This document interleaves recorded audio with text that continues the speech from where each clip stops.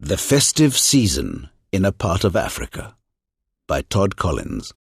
Read by Saul Reichlin.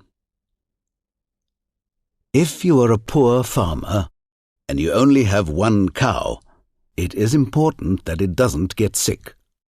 Because if it does, and you need to get a vet to come and see it, that can be very expensive. But if you are afraid that your cow will die, then you must send for the vet, even if it is the festive season and Christmas was only 2 days ago. 2 days after Christmas, a Zulu woman and her schoolboy son sat waiting for me to finish my morning's clinic in Ondini. She wanted me to visit her old mother's cow, which had a calf waiting to be born. But for 2 days now, the calf would not come out, and the poor cow was getting very tired. "We have heard that you are a good vet," the woman said to me. So, off we went. The schoolboy in the front of my pickup to show me the way, and the woman and my assistant Mbambo in the back. An hour of driving on bad roads full of holes, and after that on dirt tracks. Then we stopped at an old empty kraal. "Where's the cow?" I asked the boy. "We walk a bit," he said. So we took my vet's black bags and we walked, past other kraals with their fields and their fruit trees, and many of them with huts not lived in and falling down. We walked over rocks and by the side of rivers, and after about 45 minutes, we came to a lonely kraal. There were 3 white huts, a clean, tidy yard, and there, under the fruit trees, was the poor old cow, looking very, very tired. They brought out 2 nice wooden chairs with colourful seats from the middle hut. I put my black bags on them, but first I said hello in the proper Zulu way to Granny, who owned the cow. Nkosikazi, I called her. She was a very small woman, but she was the head of her family in the kraal. Then I looked at the cow and found that the calf was still alive and very, very big. So, with Mbambo helping me, I put the cow to sleep and did a cesarean. When I finished, there was a crowd of about 50 people watching, men standing, older women sitting on the ground, children sitting in the fruit trees. Now the bull calf was trying to stand on his feet and shaking his head from side to side. Someone brought a chair for Granny to sit on. "We must talk about money. Is business now," she called out so everyone could hear. "Well," I said, "you nearly had a dead cow and a dead calf. But I came and got the calf out, and so now they are both alive, not so?" She agreed, and 50 other people agreed too.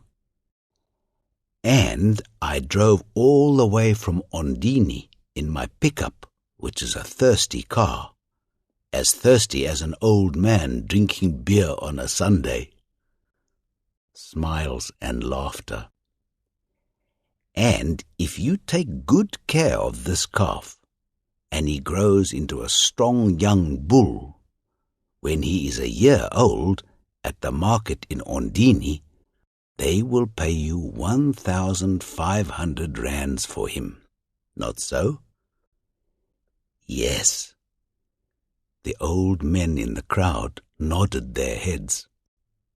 And the cow, she is old and tired, and the flies are very bad this summer. But if she lives, next autumn you can sell her for over 2,500 rands. Loud noises of agreement from the crowd. So then, Inkosikazi, my work has given you about 4,000 rands that you didn't have before. Yes. So, how about we go halves, and I take 2,000 rands? Much whispering between Granny and her friends. That's lots of money, she said. Yes, it is, I said. And we have just had Christmas, and soon it will be New Year, and maybe the cow will die.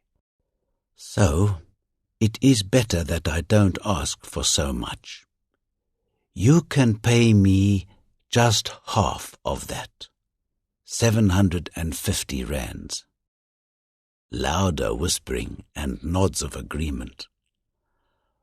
But, said the schoolboy who was standing behind his grandmother, half of 2,000 is not 750. It is 1,000. Ho ho, I said. I can see you are a clever young man. I made a mistake. But if I said 750, then I shall still say 750 and not change it. Well, what a noise there was after that. Everybody was smiling and happy.